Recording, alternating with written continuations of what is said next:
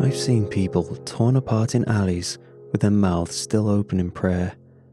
I've pulled children from buildings where the ceiling came down before the rest of the world could blink. I've been shot at, bombed, hunted through mountains, and dragged through the mud in corners of the world where diplomacy meant nothing. I've seen what men do when they're starving and have nothing left to lose. I've watched my team get picked off by camouflaged enemies. I've held friends as they bled out and made promises I couldn't keep. War doesn't change you.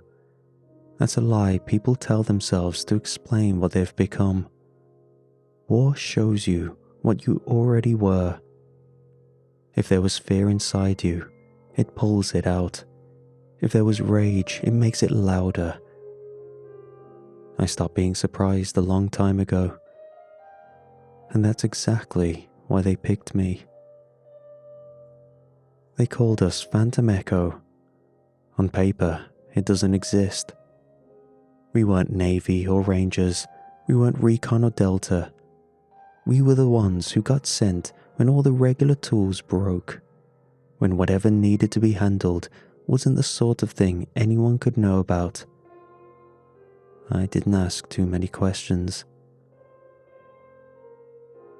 I'd been in Phantom Echo for 3 years when it happened. We'd seen some strange operations before. Chemical labs buried under deserts, tunnels that weren't on any maps, places soaked in blood but scrubbed clean of names. But nothing came close to what we walked into that night. We got the briefing in a hangar outside Quantico. There had been a string of killings over the past 2 months. Isolated, rural stretch in the northeast, dense forestry, minimal cell coverage, maybe 3,000 residents spread across a county that used to rely on timber and animal testing grants.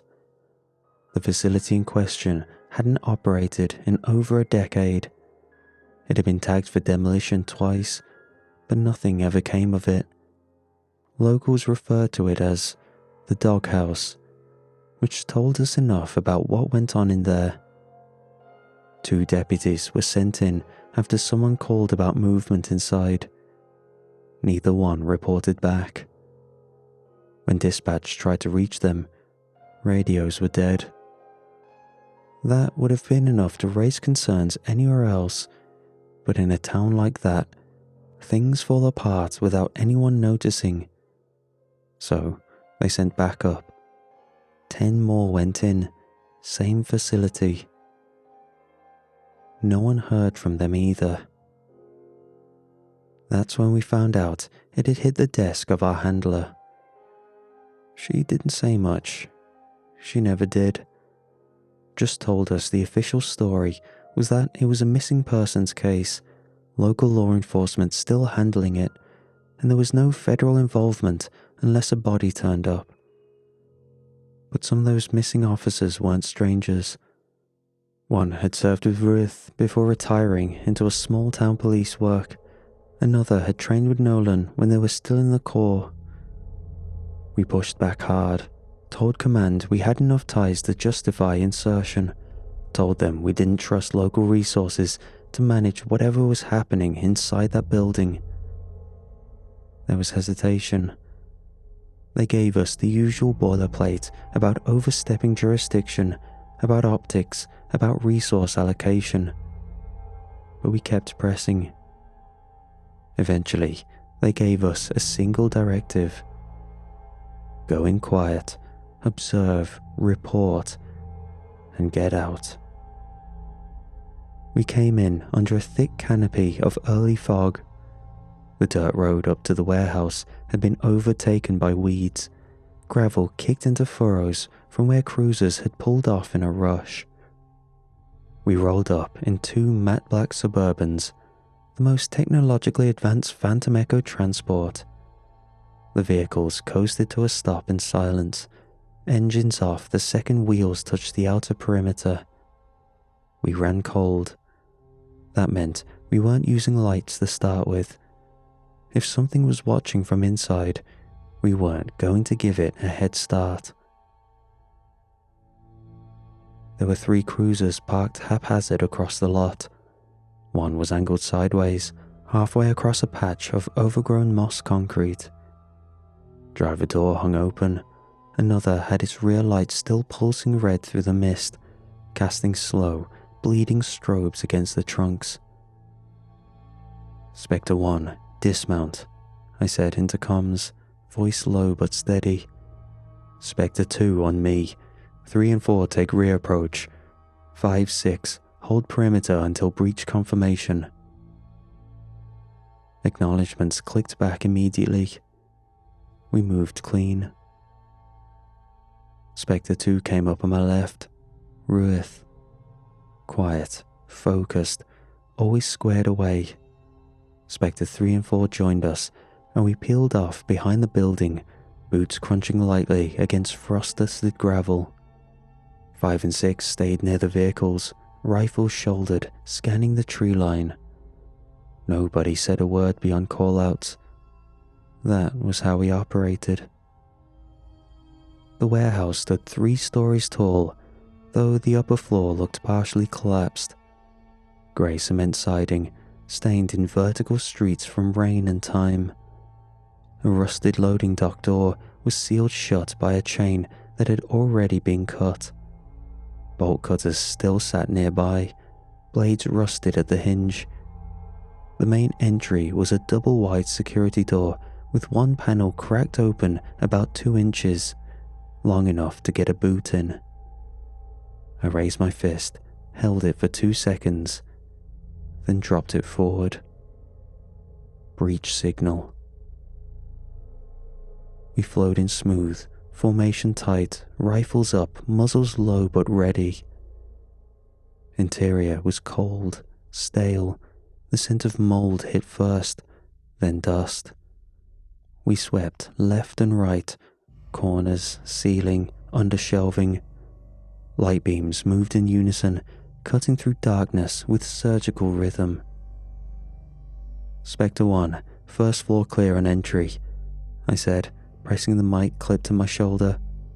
"Marking doorways, holding for deeper push." "Copy," came back from 3. "Rear side's negative, 1 broken window, 2nd level, nothing else, clear." We moved room by room. First man slices the corner, 2nd watches high, 3rd moves through the threshold. The 4th holds the rear. 2 keep watch on all 4. Doors are intact, no forced entries. Paperwork still sat in trays, as if abandoned during a lunch break no one ever returned from. Whatever happened here hadn't started in a panic. It had sunk in low. "Spectre 1 to all units," I said, "advancing north corridor, staging at interior junction, maintain sweep until next ping." We had cleared the northern section and regrouped to the main junction. One person was missing. Spectre 3. Then his voice came in over comms. "Contact, possible access point, south wing, utility corridor, moving to investigate." Spectre 1 copies. Echo actual. Regroup on Spectre 3's position. Keep visuals tight, weapons hot. We formed up and moved quickly, clearing the stretch with practiced discipline. Spectre 3 and Spectre 4 were standing in a narrow service hallway, their lights aimed at a collapsed shelving unit that had partially buried a stack of old maintenance crates. Behind the debris, flush with the floor, was a square hatch. Metal, aged to a reddish brown, edges warped with rust. A short length of chain hung from the side, snapped clean through at the center. It had been locked, once. Spectre 6 adjusted his grip on the rifle and knelt to inspect the latch. "Blood," he said. "Old, but not dried. Looks fresh compared to the rest of this place." I stepped closer, pulling the flashlight from my vest to get a better angle. The hatch was scored along the edges, as if something had clawed it open from underneath. The flooring around it had scratch marks leading inward. "Stack up," I ordered. 2 and 3 on breach, 4 and 6 secure the perimeter, 5 stays on overwatch. Spectre 3 braced the hatch, counted down from 3, and pulled. The metal groaned against the frame before lifting with a crack. The smell hit instantly. Chemical rot.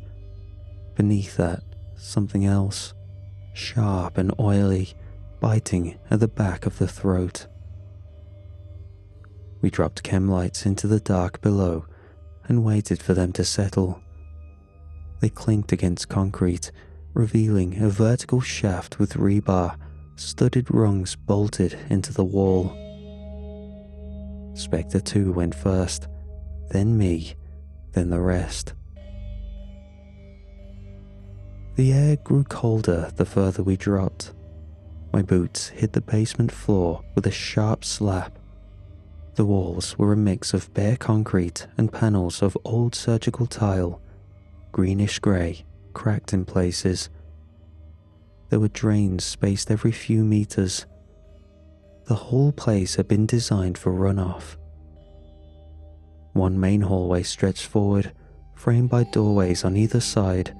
Heavy industrial fixtures hung from exposed beams above us, most of them flickering, some dead. The hum of the electrical grid echoed through the walls with an uneven pulse. Some of the lights buzzed as if struggling against resistance they couldn't overcome. "Spectre 1 to all units," I said. "Interior secured. Basement layout seems consistent. Commence sweep. Pairs. Gold, blue, red. Maintain radio discipline." Teams acknowledged. We broke off. That corridor, long, curved, windowless, disappeared around a bend that none of us could see past. It had a feeling to it. We had no idea what we were walking into. "Gold advancing ahead," I said into the comms as Spectre 2 and I pushed deeper into the corridor. The curve of the hallway gradually straightened, stretching toward a heavy door at the far end. The other teams peeled off ahead of us, each taking one flank. Our boots echoed across the concrete, the sound swallowed by the close, lifeless air. Blue team clearing room 10, negative on contact. Red team entering storage, blood on walls, no bodies. I glanced toward Ruith, Spectre 2. He gave a sharp nod and kept low. His rifle moved in tight arcs across the hallway as we advanced. My own breath started to slow. Training made your body control fear without even noticing. Muscles steady, steps measured. But something about this place started pulsing against that discipline. We reached the final door. It was sealed, heavy, with a forced viewing panel fogged from inside. No visible locks, just the steel handle slick with something red that had dried in sharp-edged streaks. I raised a closed fist, signaling the breach sequence once more. Ruth stacked beside me, checking his 6 and then looking forward. I gave the countdown with my fingers. 3, 2, 1. We breached. The smell was worse than rot, worse than dead, decomposing bodies. It was the stench of blood broken down in heat, metallic and wet, but turned thick by time. A meat stench soaked in ammonia and something sour like digestion. The room beyond was wide, its walls tiled in the same cracked surgical green, and the lights buzzed with a low, uneven hum. They were all there. The missing officers. 12 bodies, maybe 13, It was hard to tell if it was even a body. Strung up from the ceiling by their own veins, the tissue had been pulled from wrists, ankles, even faces. Some had cords of vascular tissue looped through eye sockets and threaded into the rafters. Others had their arms opened at the elbow, the tendons splayed and pinned apart, as if someone had tried to peel them into patterns. One man's legs were bent backward and suspended by ropes of ligature carved from his back, tethered to iron scaffolding like a grotesque puppet. One officer's face had been sliced vertically down the middle, split open to reveal muscle and teeth, the two halves hanging open, draped across his shoulders. His eyes were still wet. Ruth dry-heaved beside me. He lowered his rifle for a second, bracing against the wall. "What the hell? What is this?" he muttered, voice clipped, trying to stay on comms protocol but failing. I stepped forward, barely managing to steady my grip. "Spectre 1 to all teams," I said, louder now. "We've located the officers. They're deceased. Multiple units, heavy mutilation, intentional positioning.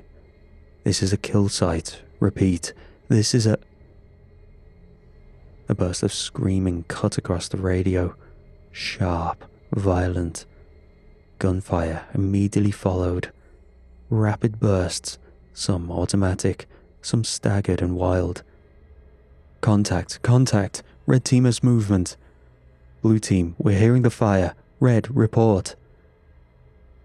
Then more gunfire. No return call. I looked at Ruth. His face had gone pale beneath the tactical helmet. He adjusted his rifle and nodded once. Neither of us spoke. We turned back to the hallway. "Spectre 1 to all units," I said into the radio as we backed out of the flesh room.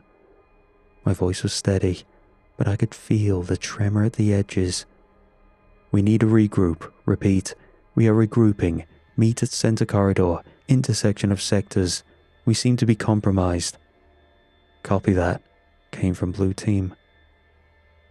No response from Red still. Ruth was at my side again, rifle raised, scanning every shadow that shifted across the tile. The hallway swallowed sound in a way that made it difficult to tell where gunfire had originated.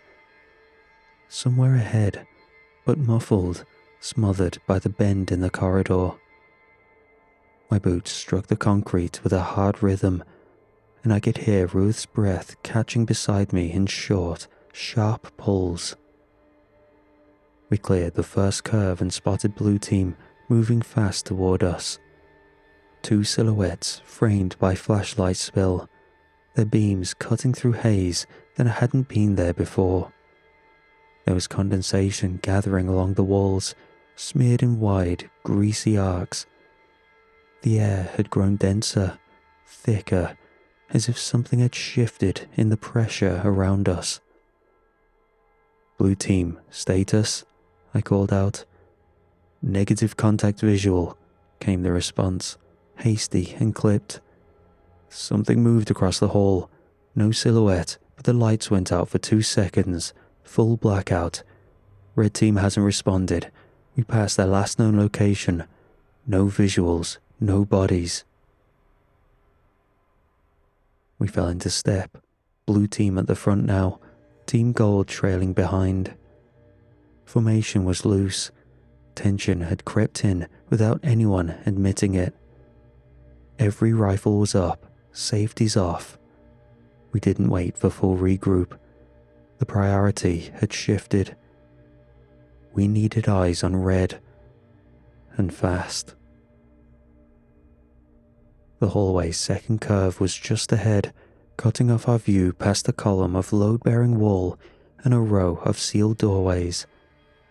The overhead lights grew more unstable. Then, Blue Team stopped. They just froze. One of them raised a hand, flat and trembling. Contact. Front, he said, low and tight through the comms. We held our breath. The other, barely above a whisper, followed with, "What the hell is that thing?" He didn't finish his sentence. The gunfire started without another word. Flashlight beams danced across the wall as one of them staggered back, shouting orders we couldn't make out. Rounds ripped through the dark ahead. Muzzle flashes lit something massive, tall enough to nearly reach the ceiling. Hunched but fluid. For a second, I saw something move. A ripple across flesh where flesh shouldn't have been. Tendons stretched over a bone structure that bent in directions I didn't understand. Then it vanished from view. Ruth raised his rifle, finger to trigger, but couldn't fire with blue team directly in the path. Neither could I. We just watched. And in front of us, the corridor became a slaughterhouse. The lights above us dimmed all at once. The hum of electricity dropped into a low register as if the voltage itself had been pulled through a filter. Ruth stepped beside me, frozen mid-aim, his rifle still trained ahead. Blue team stood just ahead of us, still firing. Their muzzles lit brief fragments of something. Then I saw them. From the ceiling, above the nearest support beam, something began to emerge. Thin tendrils slid down first, translucent and shimmering in the flickering light. They pulsed with a thick fluid movement, undulating in short jerks. Then more followed. I tried raising my gun, but they dropped too quickly to react. They hit the floor like ropes soaked in blood. One of the blue team operators, Santos, saw them a second too late. A long, fleshy appendage coiled down behind him. It reached across his shoulder, fingers made of living surgical tools, scissors of folded cartilage, syringes filled with amber-colored fluid, barbed hooks embedded directly into pink muscle. The limb moved with no sound, but the twitch of wet tissue stretching under strain. Before Santos could turn, a needle rammed into his shoulder, plunging deep with no resistance. His scream cut through my headset with such rawness, I dropped my finger from the trigger. It wasn't a shout of pain. It was shock, terror, betrayal by his own body. His limbs convulsed. The veins in his neck swelled, black against the skin. Then they began to move. The needle dragged upward, lifting him by his own circulatory system. His body went rigid, arms flailing once before they locked. Blood vessels stretched from his skin, pulling free with a sickening pop as the flesh tore. He rose into the air, his body unraveling, veins peeling from his limbs like pulled wires, muscles splitting apart in ribbons. His scream collapsed into a gargling moan. Then nothing but air moving through torn lungs. I grabbed Ruth by the back of his vest and pulled him, forcing us both into motion. Our boots pounded against the concrete, water and blood slick beneath our soles. I didn't look back. I didn't want to see if that thing was behind us. I only wanted walls between it and us. We ran deeper into the corridor, past the junction, past the doorways we hadn't cleared yet. One of them stood half open, the overhead light inside flickering in dull pulses. An exam room by the looks of it.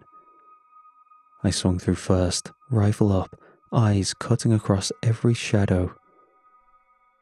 Empty. Linoleum floors, an overturned gurney, a sink still stained with something that had dried into thick, crusty lines. No movement, no sound except the thudding in my chest. "Clear," I shouted. Ruth slammed the door shut behind us and braced his back against it. I grabbed a metal tray cart, flipped it, and wedged the corner into the handle. Then we both shoved an old filing cabinet against it, scraping it across the floor with a grind that felt bone-shatteringly loud.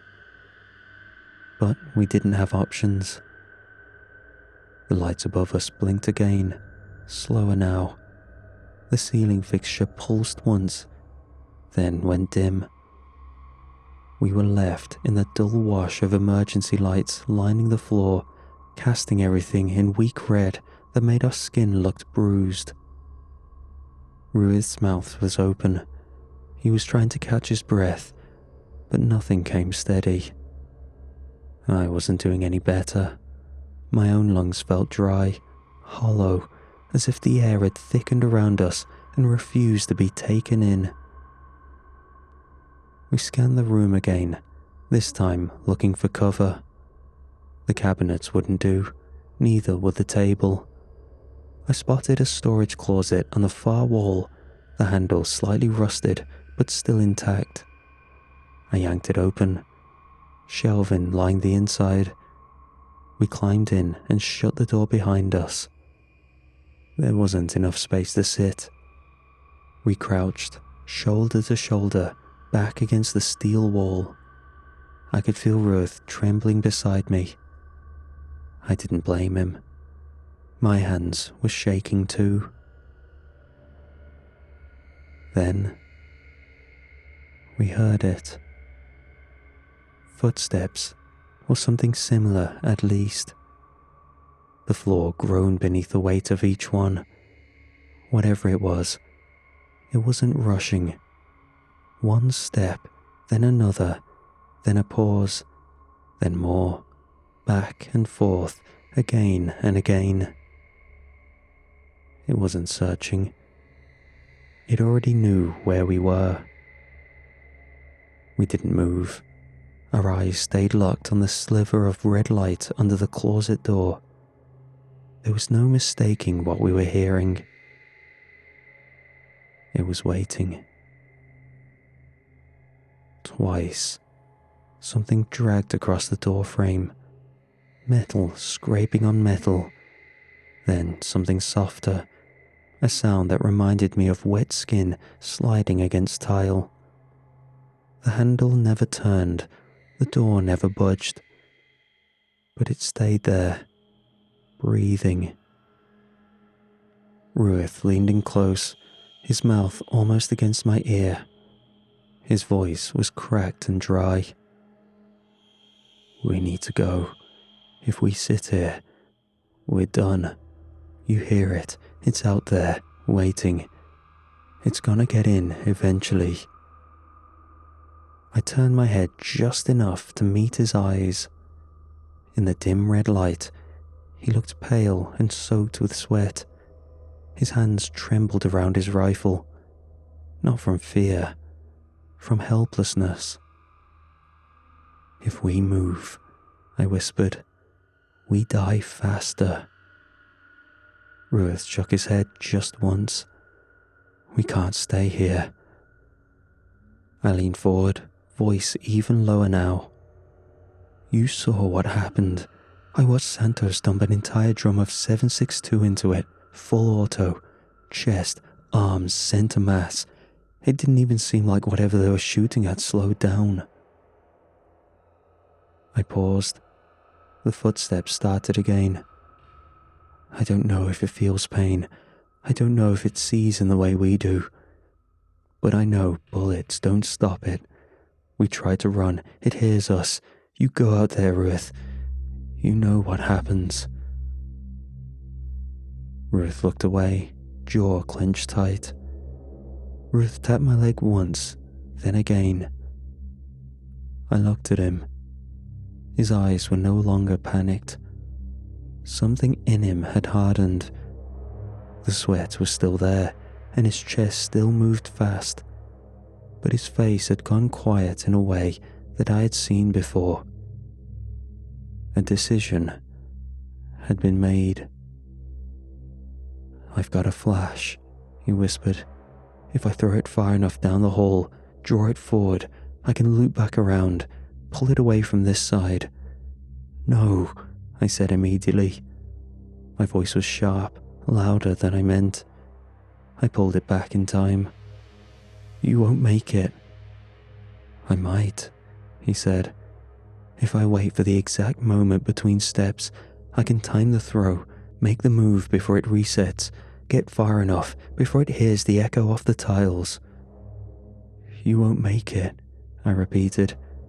We're gonna die in here if we don't try something, he said, pulling the flashbang from his vest. He checked the fuse, thumb running across the pin. If I make it out, I call for evac. If I don't, wait 60 seconds, then move. I grabbed his arm, hard. Look, he said, breaking eye contact with me. I'm not trying to kill it. I'm just giving us a chance.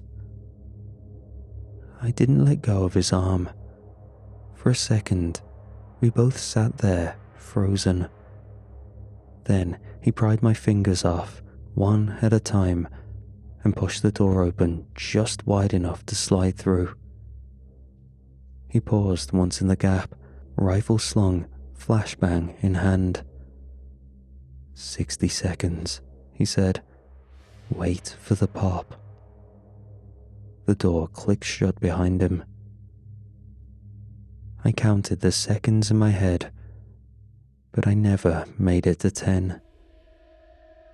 The flashbang went off, close enough that my ears filled with a solid ring. For a moment, I thought he'd done it. For a moment, I thought his plan would work. Then came the scream, but not human. The air behind the wall shuddered with it. Something massive struck the ground hard, a wet slam that shook dust from the overhead duct. Then another scream, this one human. I dropped my head, clenched my fists, and pressed my back against the wall. The screaming became an animal thing, sharp gasps between gurgling breaks. I heard bones crack, multiple at once, then a long, dragging scrape. Ruth screamed again, shorter this time. Then, nothing. I stayed in that closet, curled tight against the steel frame, hands covering my ears. The silence that followed was worse than the noise. It was filled with a slow dripping of something thick. Hours passed that way, maybe more. I don't remember falling asleep. I don't even know if I did. My body shut down at some point, but my mind stayed sharp enough to keep me awake on the inside. That kind of exhaustion eats at you differently. It strips away the fear and leaves something slower behind. So, when the sound finally came, it didn't register as real at first. Gunfire. Not the bursts we trained with, not our rifles. These were deeper and heavier, but unmistakable gunfire. Each impact sounded like it had metric tons of weight behind it. I straightened against the closet wall. My hands moved on instinct, clutching my rifle, though I didn't raise it. I heard boots hit the ground in tandem, orders shouted in clipped bursts, but I couldn't make out the words through the ringing that still haunted my hearing. Something massive hit the ground. Then, silence. This was the silence that comes after impact, the silence that follows certainty. The closet door swung open. My body folded inward before I could stop it. My hands shot up in front of my face. My breath hitched. Every muscle braced for pain that had already played out too many times in my head. But it didn't come. A gloved hand grabbed my vest collar and yanked me forward. My boots scraped across the tile and I landed hard on the exam room floor, blinking against the sudden change in light. A figure stood over me, motionless. He wore matte black gear, textured with a hexagonal weave I didn't recognize. The armor looked dense, layered with composite plates I'd never seen issued. His helmet was sealed. No eye slit, just a smooth black shell with a small set of circular vents over the mouth. "Who the hell cleared you for this site?" His voice came through a filtered modulator, deep and level. I opened my mouth. Nothing came. I tried again. "We were responding to a call. Local PD. Missing personnel. We had..." He didn't wait for me to finish. He reached down, grabbed me under the arm, and hauled me upright with one hand. His strength was effortless, mechanical almost. I stumbled as he pulled me forward, back through the ruined exam room toward the hallway beyond. "Move," he said. I followed. There was nothing else I could do. As we rounded the corner back into the corridor where Blue Team had fallen, I saw the others. A full squad, all wearing the same armor. 6 of them, working in complete silence. 2 were standing beneath the scaffolding where some of my teammates and friends had been strung up. The bodies were still suspended, the veins pulled tight like wires in a loom. One operative stood on a portable rig, humming with faint blue light, using a blade that vibrated faster than my eyes could track. He sliced cleanly into the vascular cords, severing each. The other caught the falling corpses in reinforced sheets of black mesh, wrapping them fast and sealing them with something that hissed when activated. I turned my head to the left. Another figure stood in the center of the hallway, over the remains of what looked to be Blue Team. There was almost nothing left. Blood soaked the walls, limbs had been torn into segments. One of the torsos had been fused to the ceiling above, veins pinned through the tile. The operative aimed a compact device at it, adjusted a dial, and pressed the trigger. Flames burst forward in a controlled stream, blue-white, hotter than anything I'd ever seen. The sound was low and steady, more pressure than raw. I watched the remains break down in real time. They just disappeared. I didn't even get to see Ruth's body. None of them looked at me. As we moved through the carnage, another operative broke from the group and stepped in front of me. He carried a device in his left hand, small, black, rectangular, with a ring of sensors pulsing around a central lens. He held it up to my face without a word, a sharp light flickering across his eyes. He glanced down, scrolled with his thumb, then muttered under his breath. "Minimal exposure, neural strain with intolerance, psychic contamination below containment threshold." The one who had pulled me from the closet turned to face me directly. Even through the modulated filter, his voice was colder than anything I'd heard in a briefing room. "You were never here," he said. I didn't answer. He reached into a pouch at his side and pulled out a small black envelope. Sealed, no writing. He shoved it into the front pocket of my vest, then stepped back without another word. I stood in that hallway, surrounded by the dying echoes of my team's final moments, and understood something that none of our training had prepared us for. I filed the report less than 24 hours after they pulled me out. Standard procedure, full after-action debrief, name, date, coordinates, objectives, outcome. except nothing I wrote down matched anything in the system. My clearance codes failed. My login access had been restricted. When I finally made it through to our handler, she stared at me across the screen without blinking. There was no deployment to that location, she said. I told her about the call. She didn't respond, just tilted her head and clicked through something on a second monitor I couldn't see. Her expression never changed. There's no mission filed under that directive. You've been on mandatory leave for 14 days. Your team is listed as KIA during a training exercise in Arizona. I told her that was impossible. She continued, as if I hadn't spoken. Your discharge is being expedited.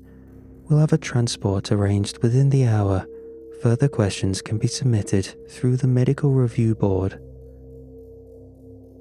Then, the screen cut out. They sealed the identities of everyone on Phantom Echo. Official statements said equipment failure during desert training. No remains discovered. Closed caskets, military honors. I was not listed as present. When I returned to the safe house they had temporarily assigned me, I finally opened the envelope I was given. Inside was a single photograph, black and white, grainy, a figure half shrouded behind a surgical screen, limbs spread across an operating table that didn't have restraints. Its body was twisted, long, slick with something that gleamed under fluorescent light. The shape was human at first glance, but the proportions were wrong. Too much stretch across the arms. The fingers were extended, curved outward. On the back of the photograph, written in block capitals with a pen that had bled through the paper. The fingers were extended, curved outward. On the back of the photograph, written in block capitals with a pen that had bled through the paper. Containment Protocol, Marionette. And beneath it, a phone number. The military sent a psychiatrist. I told him nothing. He checked boxes, scribbled notes, and after the 4th session, submitted a recommendation for full discharge under psychological duress. I haven't heard from anyone since.